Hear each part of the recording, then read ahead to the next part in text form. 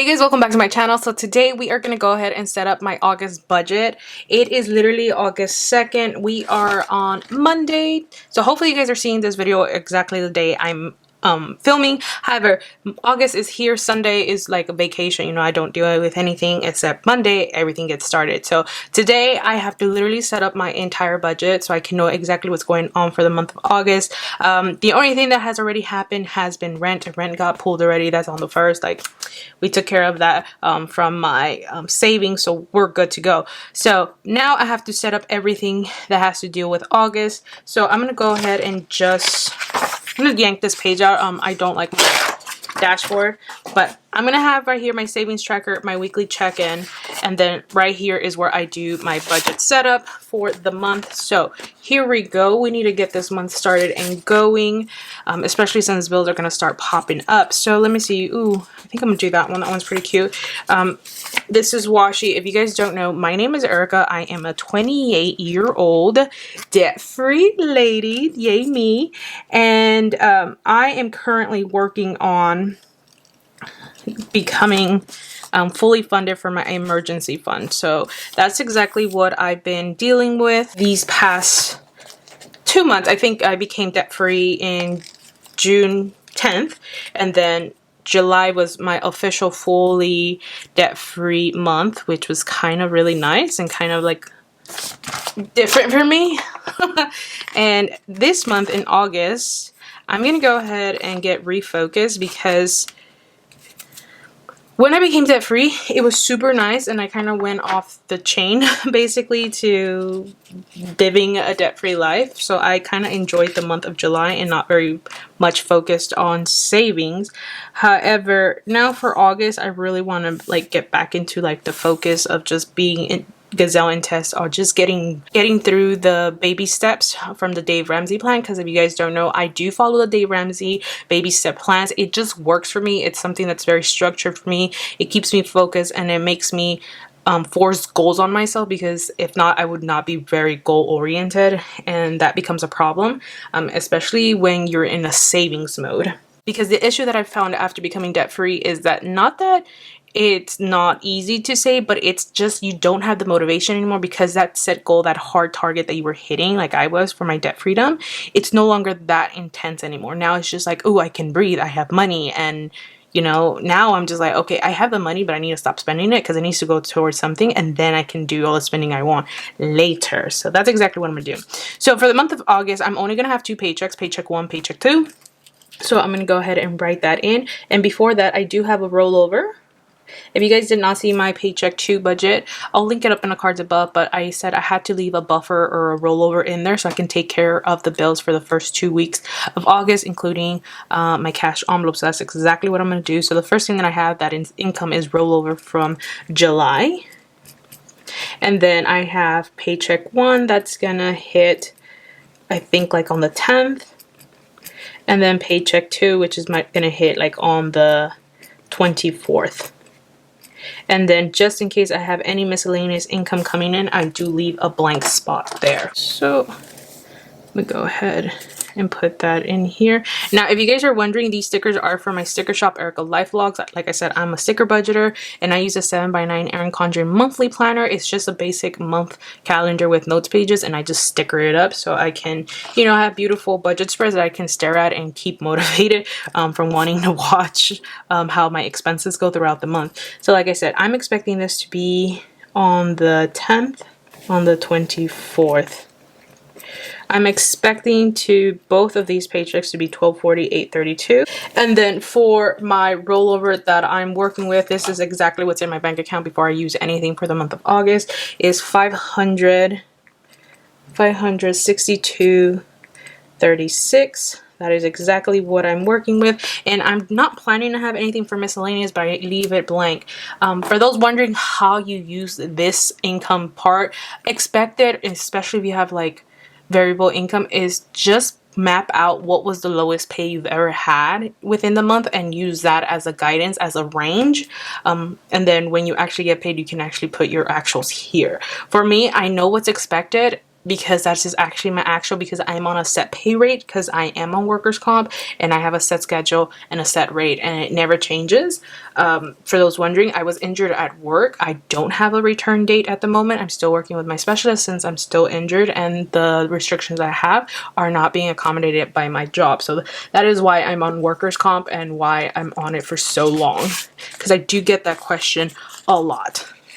All right, so now that we have all of that done, we're going to start focusing on what we need for August. So now that I've basically claimed what I'm going to have for income, now I'm going to claim what I'm going to deal with bills. Now for me, I got in a couple of questions as like, well, how do you deal with bills that are set and bills that are variable? You guys, I treat them all in one line. So if, let's say if you have subscriptions, I write down all the subscriptions if I had any. If I had like different bills that range differently, I just basically put an average of what they usually are, and if they're more or not, I usually put it as an actual. So any bill that I have, I would literally lay them all out, even if they went all the way to the bottom. Even if I needed 2 pages, I will list them all individually because I cannot clump anything together because I will forget why I put money there for certain reasons. So if you're like me, write everything down, every single one. Let's say you got Hulu, Netflix, Spotify, and that. I don't put as a whole subscription. I would put Spotify, Netflix, that and that, and keep going because that's just who I am. But however, if you're okay with bunching your bills up, you're perfectly fine. But if you're like me, I need all the lines in the world and I will write them all out. So for me, the only thing I really have to take care of the first week is my health benefits. It's usually 134 with something cents, so I'm going to go ahead and budget 135 because that's what it usually is. This month I do have my natural gas. My California climate change credit got depleted, so I'm going to go ahead and say it's about $25. It's usually less, maybe barely at the mark of 25, but that's what I'm used to. After that, I do have my phone bill, and that one is a solid $57. After that, since I'm kind of debt-free and I don't have any payments, I gotta look over here. So we have rent that already got pulled, health benefits, natural gas, I have my phone bill, and then right after I have car insurance, renter's insurance, and that's it. That is all the bills that I have. So I'm gonna go ahead and put car insurance, and I'm gonna put renter's insurance. So for car insurance, I'm thinking it's 135 or something, but I'm gonna go ahead and just do 140 just to be on the safe side, and 25 for renter's insurance. And those are literally all the bills I have. That is everything. I know I get asked a lot about Wi-Fi, electricity, and subscriptions. So for me, Wi-Fi gets paid by my business account, electricity gets paid by Bay, subscriptions, we literally share accounts with family. So family members pay for it, and Bay has some subscriptions, so we just, you know, interchange passwords, and that's how we have our subscriptions. It's not that we don't live without them, it's just they're not part of my budget. Okay, so now I'm gonna go ahead and make some lines.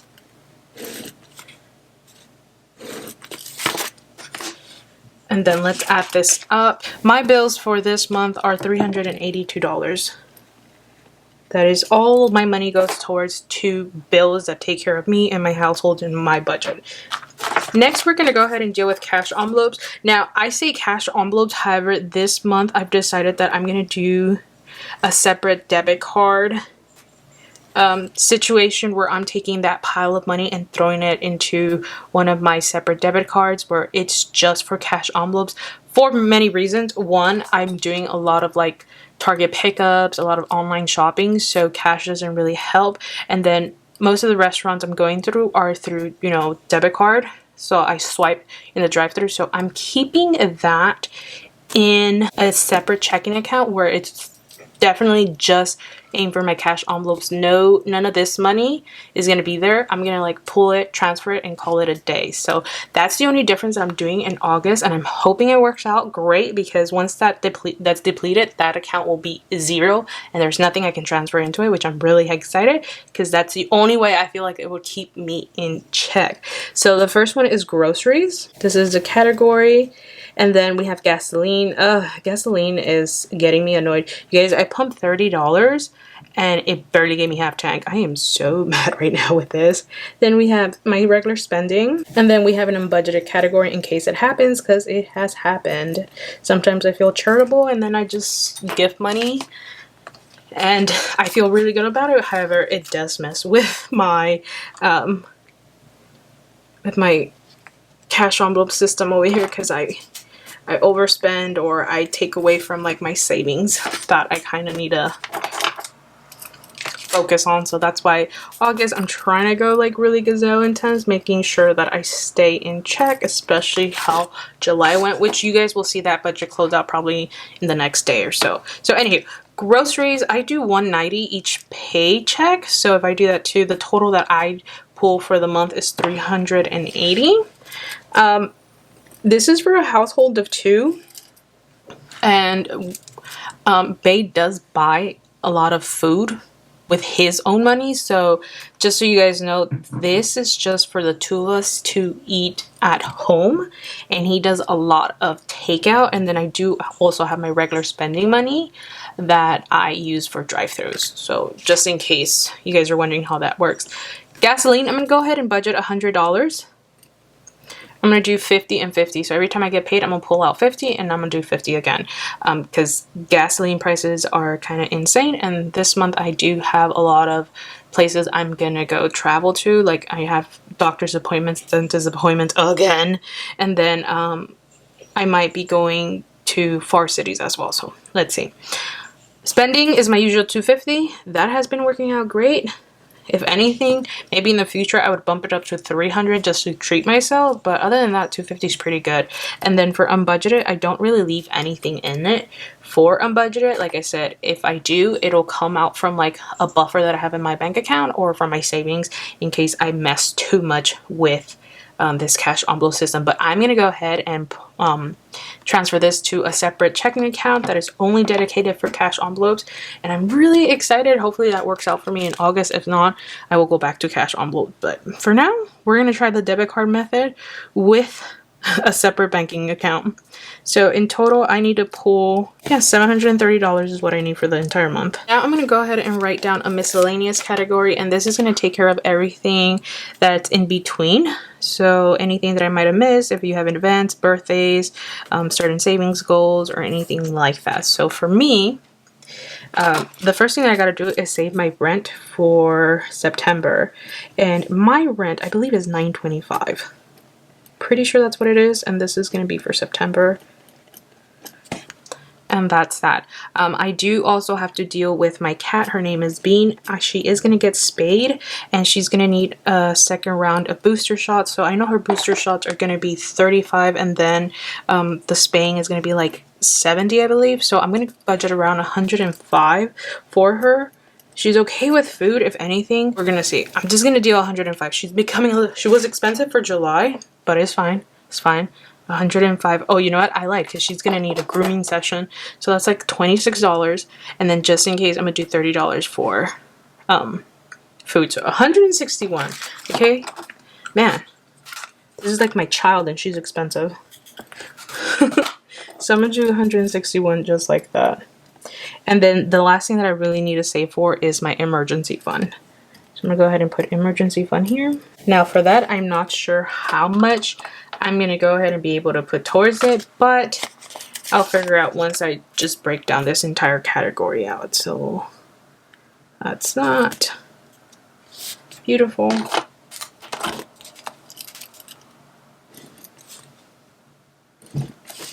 And then I'll add this up once I get all these numbers set up like that. I can see how my zero base budget will go. So I'm going to go ahead and just finalize my budget real quick. So I'm going to put my income here. Ooh, and you know what? I actually did forget one more item. And it's from this miscellaneous category. Please don't rip. There we go. And that is Christmas, you guys. I forget that I'm already funding Christmas. And that's going to be $100.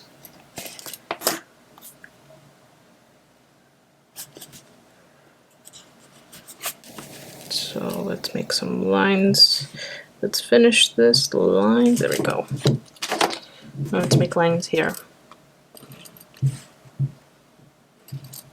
Ooh, my neighbors are being loud today. They are up. So for income, the amount that I am expecting to work with is $562.36 plus $1248.32. Technically, I'm supposed to be working with $3,059, which is pretty neat. And then I'm gonna write that here. I'm doing $382 for bills, $730 for cash envelopes, and then for miscellaneous, we're just gonna figure it out right now. So we do $30.59 minus $30.82 minus $730. Gotta pull out my rent, $925.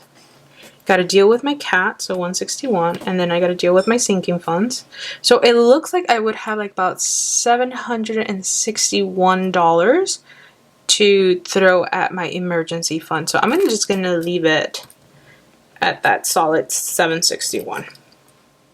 Yeah, we're gonna do that. So 925 plus 161 plus 761 plus 100. Oh, plus 90. This is $1,947 that I would have to work with miscellaneous. So if I add that number here, this should equal a zero-based budget. So that is a zero-based budget. Now, in a perfect world, this is exactly how my life would go. Exactly like this. However, life is not like that. Stuff can happen. There is an unbudgeted category.